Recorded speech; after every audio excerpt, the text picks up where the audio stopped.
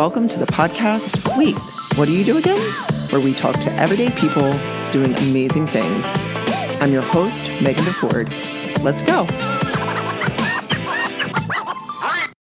Today's guest is Sarah Arnold-Hall, a high-performance coach with a background in psychology. Sarah helps ambitious entrepreneurs, athletes, and creatives achieve their goals. Enjoy. Sarah, thank you so much for being with me and talking with me today. I'm really excited about our conversation. You are a high-performance coach. So can you tell me, what does that mean? And who are your clients? Who are the people that you serve? Thank you so much for having me. It's great to be here. So I help people who have big, massive, ambitious goals, and I help them simplify them and make them doable. So I specialize in helping people do what they say they're going to do. It's kind of my forte. Overcome procrastination, follow through, be consistent, be disciplined. There are lots of different types of high performance coaching, but really in general, high performance coaching is just about going to the next level without sacrificing all of the other elements of your life. So you don't want to sacrifice your relationships and your well-being to go after your goals. It feels like everybody could benefit from that, right? And I think oftentimes we do have big goals, but who do you tend to see are your clients? Are you typically working with athletes or, I don't know, engineers or is it the full gamut of different industries and people that you're working with? Yeah, I've worked with everyone. So in the past, I've worked with stay-at-home moms all the way through to Olympic athletes. Mm-hmm. But I, at the moment, spend a lot of time working with entrepreneurs or people who want to become entrepreneurs. I think a lot of times the goals that people have are kind of outside of the work that they currently do, where they want a little bit more freedom or impact than they can sometimes have in their work. Although I do often work inside corporations as well. And do you ever find yourself working with individuals who, this might be a strange question, but have a bigger goal for their life, but aren't exactly sure what it is? Yeah, people often have a sense of restlessness. Mm-hmm. I know I'm made for more. I know I feel like I'm wasting my potential on this planet, and there's so much more that I could be doing. And oftentimes, I will just help people actually become disciplined and consistent. And what happens is once you start realizing you can do what you say you're going to do, the things that you thought were previously impossible for you start to become possible. And actually, it kind of unlocks some of what you might want to achieve. So it's okay if you don't know exactly what you want to go. As long as you've got a kind of general direction, then that's who I end up coaching.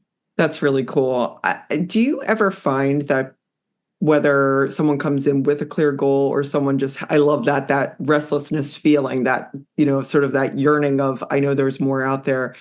Do you find that there's something people tap into? And what I'm sort of specifically thinking about is there's something like in our childhood, when people say what do you want to do with your life? Or is there anything that people kind of get drawn toward that you've seen in different clients?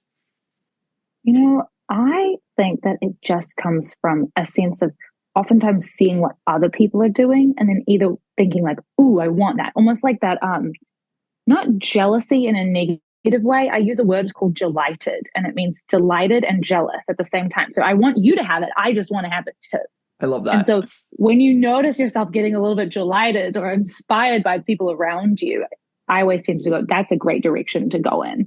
Yeah. I haven't had anybody say specifically that they had a childhood goal. Mm-hmm. I think oftentimes actually we end up wanting different things in adulthood than we wanted in childhood. There's a lot of questions that I have around this and how you work with goal setting and getting over procrastination. And I want to focus on you. And part of your story is actually your dad. And so can you share that story of who your dad was and how his life has impacted your life? Yeah. So my dad was a mountaineer, and he pioneered a company called Adventure Consultants, where they started doing something called Himalayan guiding, which previous to the 80s, you couldn't really climb in the Himalayas unless you were a professional climber. And what he and his business partner realized is actually, anyone who's quite a proficient climber could do this. You don't have to be being paid to do it. And so they set up a company doing this, and alongside some other companies who were doing it at the time, they said it changed the face of what you could do as a mountaineer, as somebody who aspired to achieve something impossible like climbing Mount Everest. That for the average person, literally, it just wasn't doable unless you switched careers and became a professional climber. And so he guided 19 people up Mount Everest safely until 1996, when he was in a storm, and that storm was like there were 8 people who actually passed away, and he was one of them. He died trying to save the life of another climber. And what most people don't know about my dad is that he was also an entrepreneur. So he built this company. He actually started a company when he was 24 years old, selling tents and sleeping bags, actually designing them himself, cutting them up and making them.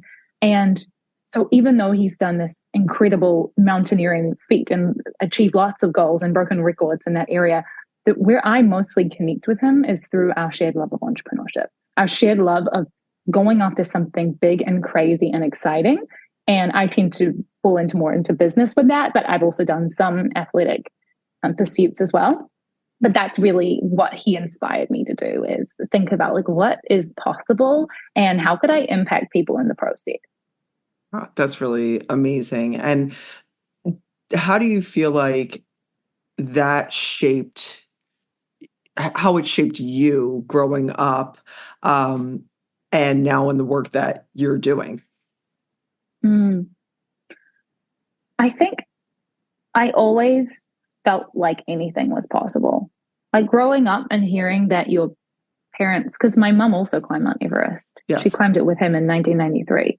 So I was really lucky to kind of be born into an environment where I just sort of thought that's what I didn't really realize that everybody's parents hadn't climbed it when I was a little kid. I was like, did your parents climb Mount Everest too? Because it just was so normalized in my life. And I mean, we had loads of friends who had done it because like that's what it happens, right? When you're in a community. And so I was like, oh, this is possible. And people would ask me as a kid, are you going to climb Mount Everest? Not, do you think you could, or is it possible, but are you going to do it? Like, just like, are you going to do your math homework? Like, right. It just felt like just a question. And so I always grew up with a sense of possibility and a sense that, well, you can pretty much just decide what you want to do and then go and do it. Of course, I discovered the hard way that it's not as easy as that, and you've got to face a lot of challenges. But I think I always just knew that there was a lot of possibility out there, and things that were previously impossible can become possible very quickly if you have the right skills and the mindset. Yeah, and that's actually a really great segue into goal setting, I think. You know, it's amazing that you came from an environment where you thought anything was possible, and you were within a community that was very supportive. And I love what you said about like, well, doesn't everybody just climb Mount Everest, right? Like when it becomes normalized in the community you're in, that's what that's what shapes your mindset. So when you're working with individuals with goals and goal setting, how do you go about that? And maybe another question is, how do you set goals and stick to those goals? From the actual goal setting standpoint, I always get my clients to think of something ambitious and big. Mm-hmm. I never want to, one of my pet hates is the word or the sentence, be realistic. Can't stand it, because what it really says is you're not thinking that like what you're thinking of isn't possible. And I would just prefer that my clients think up some crazy impossible dream and move towards it. And if you don't hit it in the time frame that you want to hit it in, you just keep going. A lot of us are afraid, like, well, what if I don't hit the goal? I'm like, what? It's not going to be announced on the 6 o'clock news. Like, you just keep going. Right. Like, and as soon as you can allow yourself to let go of that fear of like, well, what will happen if I don't? What is it going to mean about me? You can separate your self-worth from the goal. Then you can just set these crazy, impossible, exciting goals and see how close you can get to them. Because I can guarantee that you're going to get so much closer and go so much further if you set a massive goal. There's that saying, shoot for the stars and you land on the moon, or the other way around. I can't remember. Right. Shoot Like for the moon, and even if you don't reach it, you'll land among fall the in the stars stars, or whatever. Yeah, something like yeah, that, right? yeah. I think if you do that, you're going to have so much more success. And I've seen it time and time again with my clients. And if you set a realistic goal, you hit it. It doesn't feel that good. You're like, oh, so then goal setting doesn't become fun. You're like, oh, what's the point? I knew I'd be able to do this. I think Yeah. it's really fun. One of my clients, Matheson Brown, he is an extreme sportsman. And he says, if I think I'm going to achieve a goal, I make it harder. Mm. So he'll be out in the wilderness. He did the Appalachian Trail, and it was like 120 days, I think. And he was 90 days in, and he was like, I'm going to achieve this. Like, I think I'm going to do this. I'm like, you know what? I'm going to make it harder for myself. I'm going to get rid of my tent and my sleeping bag. Oh my gosh. And he spent the next 30, it was also partly he had sore knees. And so he's like, I need to get rid of some of this weight. But he's like, I'm just going to make it harder. Or he's like, I'm just going to try and do it faster. So for him, the challenge isn't like, oh, will I hit the goal or will I not? It's like, how can I make it so hard that I don't hit the goal? How can I grow so much that I only just, like, we're on the last day and we don't know, am I going to hit it? Am I not? Like, right. I think that's so exciting. Yeah. And two things with that I would love your thoughts on is, one, I'm a big believer like you in setting really big goals, right? And I always say this to myself. I say it to my kids. I say it to teams that I've managed. Like you said, what's the harm in doing it? Because if you don't go for it, it's definitely not going to happen, right? So like you got to go for it. But I often wonder if people are fearful of success. And I'm curious what your thoughts might be on that. And then also your thoughts on, is it more about achieving the goal, or is it more about the growth that you experience in getting in that journey toward the goal? Like, I'm just thinking about the example that you gave, and it's like, oh, let me make this, instead of saying harder, like, let me make this bigger, and it's more experience, right? Like he's yes, he's making it harder for himself, but like you said, he's growing within that too. And I always wonder if we focus so much on the goal that we're not, it's really about the growth that you're getting in the interim. I'm just curious about your thoughts on that. Yeah, definitely. I couldn't agree more. I always say we set the goal just to become the person that we want to be. And when you can make it about that, goals are just for fun. Yeah. It doesn't matter if you hit them or not. Like, I mean, I joke with my clients always at the end of the program. We never start with like, it doesn't matter if you hit your goal, because people don't, it doesn't feel good to think that. But at the end, you're like, yeah, it didn't really matter. Like, I hit it and it doesn't really matter. Yeah. So I completely agree with that. I think in terms of being afraid of success, I don't think it's success itself that we're afraid of. It's what we think will come with it. Mm-hmm. What do we think it's going to mean about us and the people around us? What are we going to lose if we become successful, and what challenges are we going to have to face? Mm. So if you can kind of get specific about what those things are, then fear of success kind of breaks down and it's not as scary. Yeah. I almost wonder sometimes and when I think about fear of success, if you achieve this, then you have to keep achieving, right? It's like, oh, now I can do this and I have to keep going. And that almost feels like, well, you are becoming a different person, right? And there's something scary about that sometimes. We talked a little bit at the beginning about procrastination and you helping people with procrastination. Why do you think we procrastinate? And what are some tips or advice that you use with your clients to overcome procrastination? Yeah, we procrastinate because it's a survival mechanism. We do it because our bodies and our minds are primed to keep us safe and not expend any energy. Because if you expend energy trying to send an email that you don't want to send, or create some piece of content, or go to the gym, then you might not have energy later to run away from the tiger or forage for berries. Like, that's what the primal brain is thinking. And so it wants to conserve as much energy as possible. It's completely normal that you don't want to do the thing. I always tell my clients, like, you're never going to want to do it. Like, I woke up this morning and I just did not feel like doing any of the things that were on my calendar today. And I just don't let myself make it mean anything that I don't want to do it. I'm like, oh yeah, of course. I told myself I wasn't going to want to do this and I don't. surprise. Because as soon as you let your brain actually be surprised, that's when it's like full downhill. If you let your brain think, oh, that's so weird, I don't feel like doing it. Maybe that means something. Maybe there's an indication I shouldn't do it. Instead of like, no, this is just survival brain. Of course it thinks that I don't want to do it. And I'm never going to want to do it. So there are some solutions. The solution comes in identifying why you're procrastinating. And there's 5 key reasons why you procrastinate. 5 emotions, actually, because our emotions are what drive our actions. Mm-hmm. So we've got confusion. So your brain is thinking, I don't know what to do, or I don't know how to do it. Overwhelm, like there's too much to do, or there's not enough time. Self-doubt, I don't know if I can do it. Am I really the person for this? Who am I to do this? Fear, what if something bad happens? What if I succeed? What if I fail? And then the last one is lethargy. I just don't feel like doing it right now. I just rather be doing something else. And once you can identify which of those 5 things, confusion, overwhelm, self-doubt, fear, or lethargy, once you identify which one of those 5 things it is for you, or most often it's for you, then you can actually learn how to overcome that. So if you're constantly noticing that the reason you don't want to take action is because you're overwhelmed, we can work on that feeling of overwhelm and how to release some of that. Well, if you're like me, my one most often is just lethargy. I just don't want to do it today. Just don't feel like it.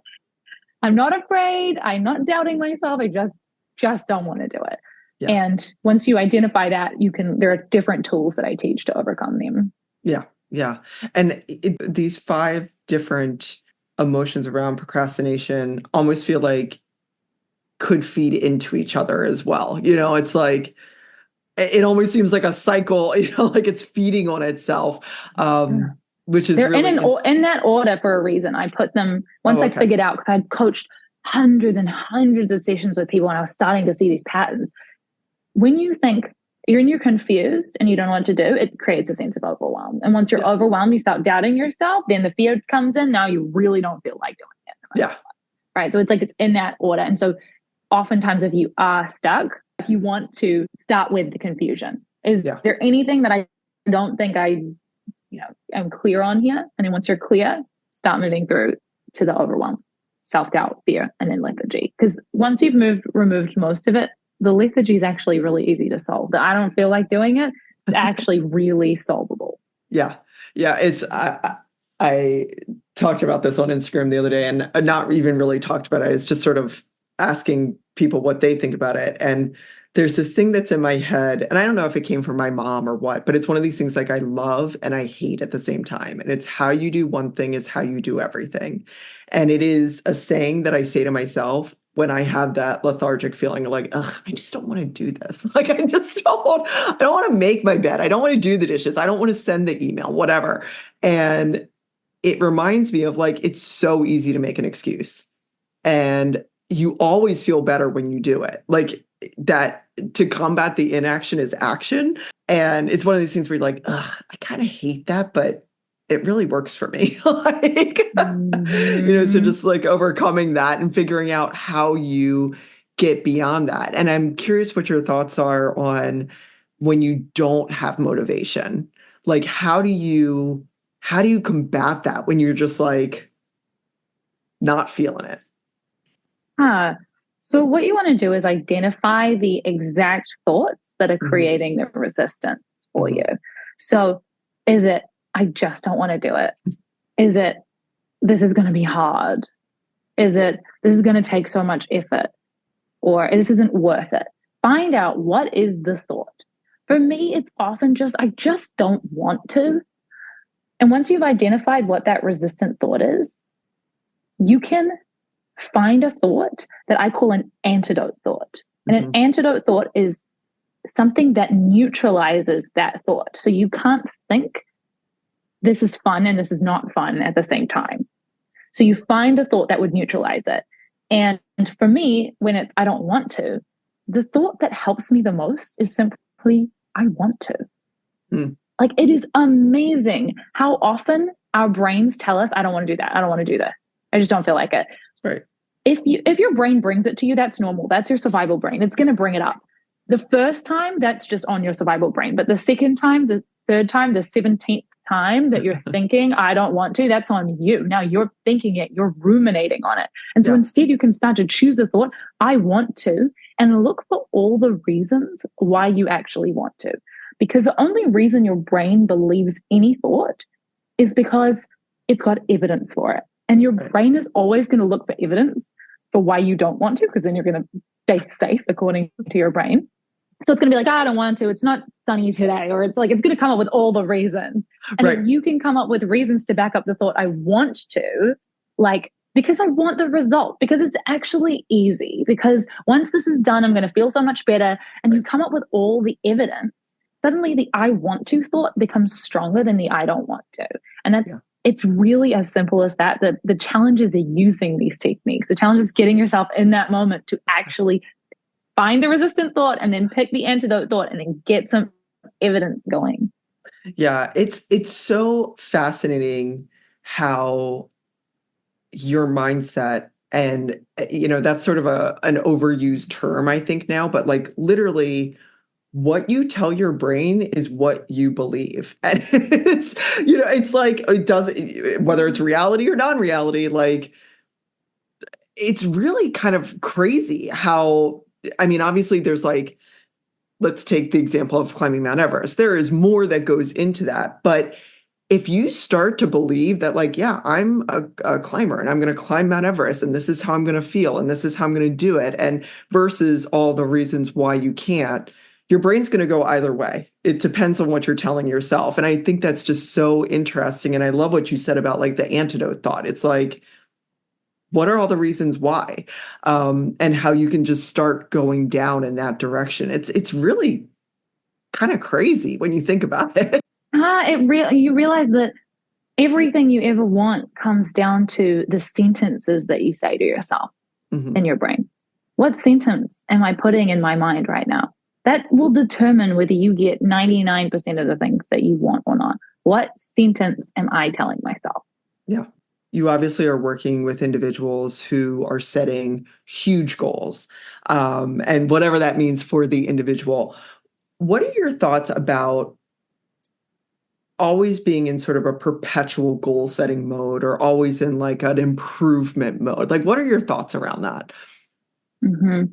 Yeah, it's so interesting because there's kind of different schools of thought, right? Like we just need to accept where we are and not strive for more, and that there's so much suffering in the desiring of something else.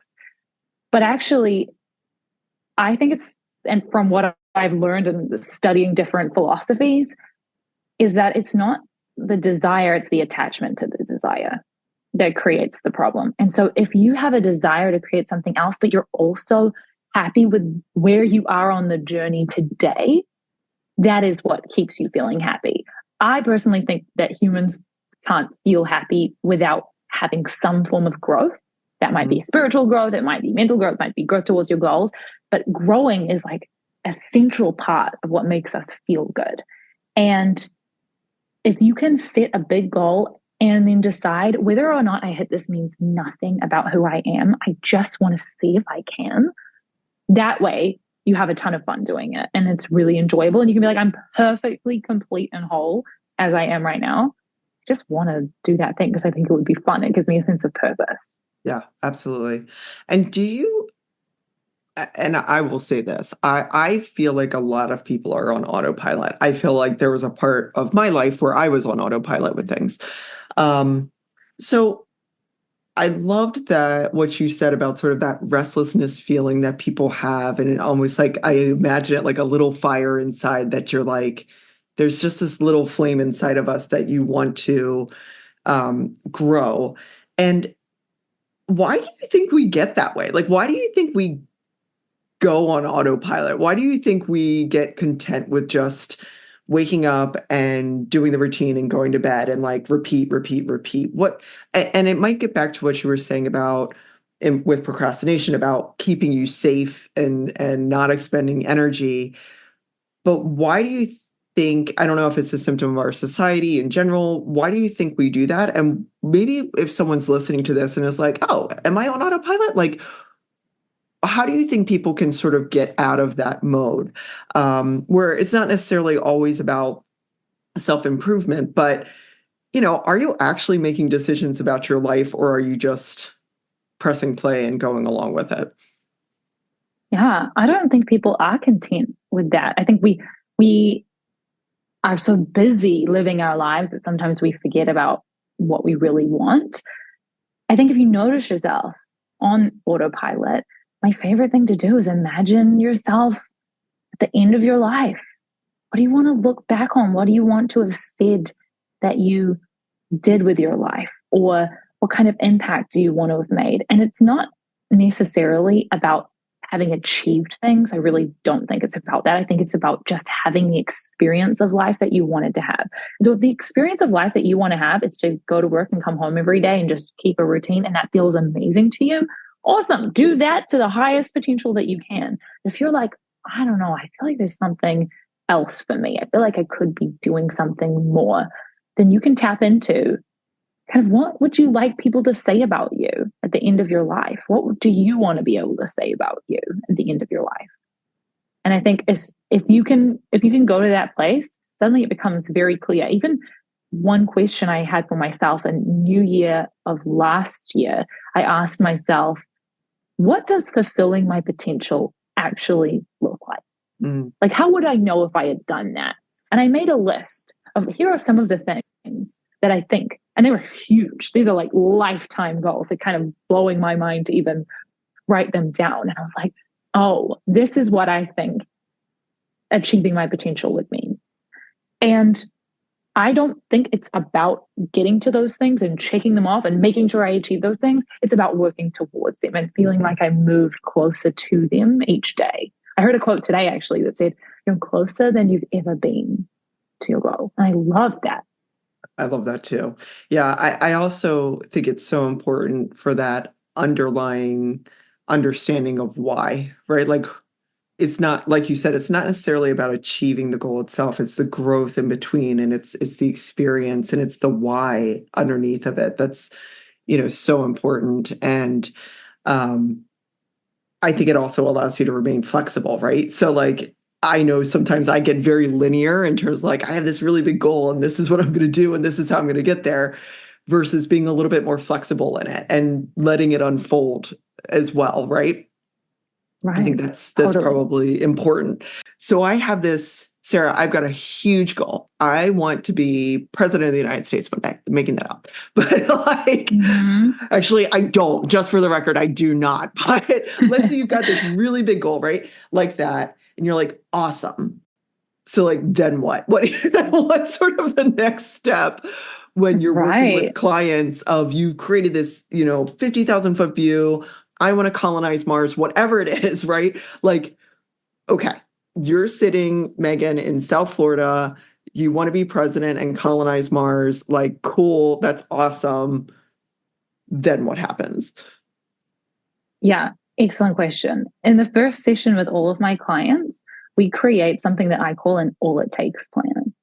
And an all it takes plan is a list of no more than 5 essential steps that have to happen to achieve the goal. And if there's more than 5, then there's too many steps. Because what most people do is, I want to create 1,000 steps to become president. I'm going to write down every little thing I need to do. It's like, that's immediate overwhelm and switch off.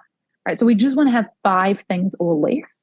And if something is on that list that doesn't absolutely have to happen for you to become president or colonize Mars, then it doesn't get on the list. So if you're like, well, it would be good to have an Instagram account, but you could become president without one, it doesn't get on the list. We're looking at only the things that have to happen. And ultimately, like, if we look at colonizing Mars, okay, what do you need to do? You probably need to have some form of, it depends. Are you going to go to Mars? Like, I should ask you that. Is it you that's going, or if we get a little more specific, or are we just sending people to Mars? You know what? I want to be the president. Like JFK got us to the moon. I want to be the president that gets us to Mars. Okay. Love that. Okay. So we would set, because these are 2 separate goals, we would set them as separate goals. We would start with the president one. Okay, so what does it take to become president? First of all, you have to make sure you were born in the United States. You weren't born in the United States, this is not a goal. Unless we could figure out a way to change that law, which we could possibly do. So step 1, be born in the United States. So we need to think about, okay, so what's the next step to become president once you're born? Yeah. You have to have a campaign. You have to be Mm-hmm. nominated, have a campaign.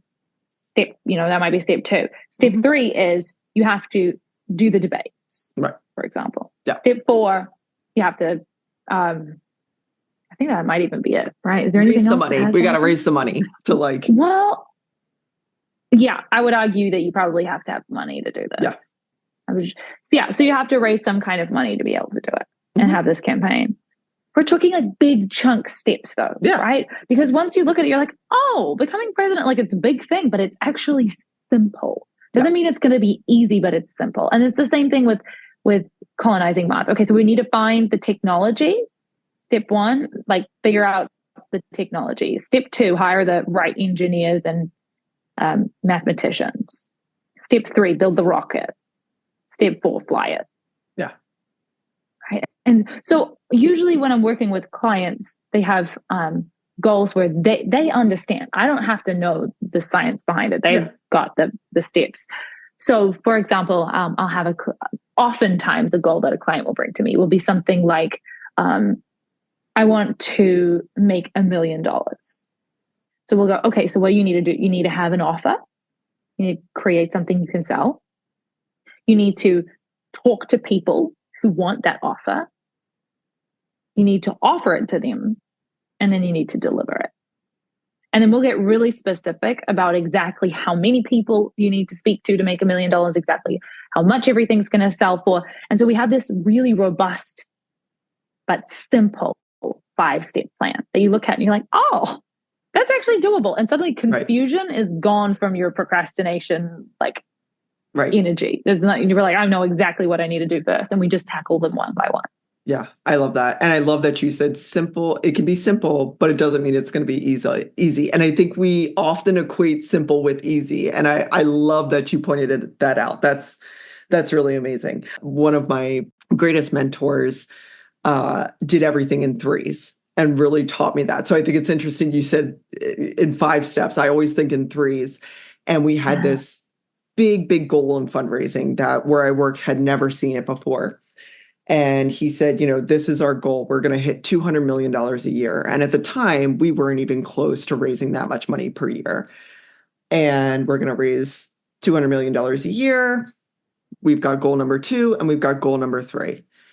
And he's talking to this 300-person organization. And he said, if you are doing something that doesn't help one of those 3 goals, don't do it. Like, you don't have to ask me. Just don't do it. And it was like, it really shaped the culture in a different way to take action through reduction. Like, don't worry about all the noise. Those are the goals. You're the expert in the area where you are. Just match what you're doing with those 3 things. And if it doesn't align, don't worry about it. Don't waste your time on it. And within 2 years, we were hitting that $200 million goal because everybody every day was able to go in and think about it. So I love what you're saying about just breaking those steps down. It is more complicated once you get into the nitty gritty of it. But when you just break it down into 5 steps, it's so doable. Like, it's all of a sudden like, oh, it's within reach. Like, it's right there. Yes. I love that you're mentioning about the don't do anything that isn't directly related to creating that result, because I teach something called the result producing action. Mm-hmm. And a result producing action is the action that comes directly before the result. So it's the thing that if you do this thing, nothing else has to happen and you'll get a result. Now, the result might not be the result you're looking for. Like, let's say you're trying to sign a client, the result might be a no, but you still get a result. So the result producing action would be asking someone or inviting them to buy from you in that case.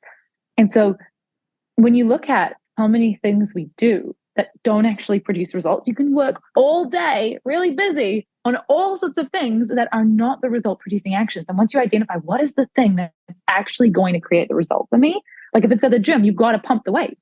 Right? If you're trying to gain muscle. If you don't, you can turn up at the gym, you can wear the fancy shoes, you can do all the things, you can go to the HIIT classes.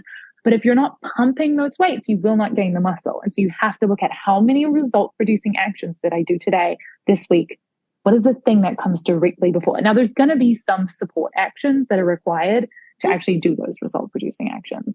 Yeah. But you want to be spending as much time as you possibly can on the result producing actions and as little as possible on everything else. Yeah. And as someone who loves a side quest, especially when I meet resistance, I will suddenly find a million other things to do. It's so helpful to have that result producing action in mind and that goal in mind. This was a different context, but I was working with students, and what we were working on, I was like, you're going to get a lot of no's. Like, don't get discouraged, because if I could tell you it's going to take 70 no's to get to the yes that's going to get you to the goal, you'd want to get through those 70 as quickly as possible. And again, it really shifted how they looked at it versus like, ugh, another no. And it's like, no, guess what? They saved you time and energy. Like, you're just keep rolling through it. And I always try and think about that as well. Like you said, it's not the shoes that are going to make you faster. It's doing the work. and actually, I love that you're talking. I love you're talking about the no's, because so often when we hear no, we think we're hearing no to us. Yeah. So someone says no, and we're like, oh, they mean no to my dream or no to my thing that I want. When really they're just saying no from them. Yes. It just means that they are a no, not you're a no. You're still a yes. You just haven't met the person yet or spoken to the person who's going to be the yes to you, or that you're always a yes. And then other people are just shutting themselves off. Not me, not me, not me, not me. Yeah. And it's not personal. If anything, say thank you, because they're not wasting your time. They're not part of your story, and they are part of your story in a way, but like, they're not part of that next part of your story. And totally. That was something that I had to learn. I took it so personally when I was younger. I was like, you said no to me. And it's like, oh, great. Now it's like, perfect. And a current no could be a future yes. So like, I'll talk to you later. Totally. Yeah. You never know where life is going to take you. Well, this is great. Is there anything that we haven't touched on that you really want to speak to, or anything that I haven't brought up that you are like super passionate about? I think I would just say, like, for anybody listening who has a big goal that they want to achieve and they feel like maybe there's some resistance they're experiencing, one of my favorite things to do is to borrow other people's thoughts.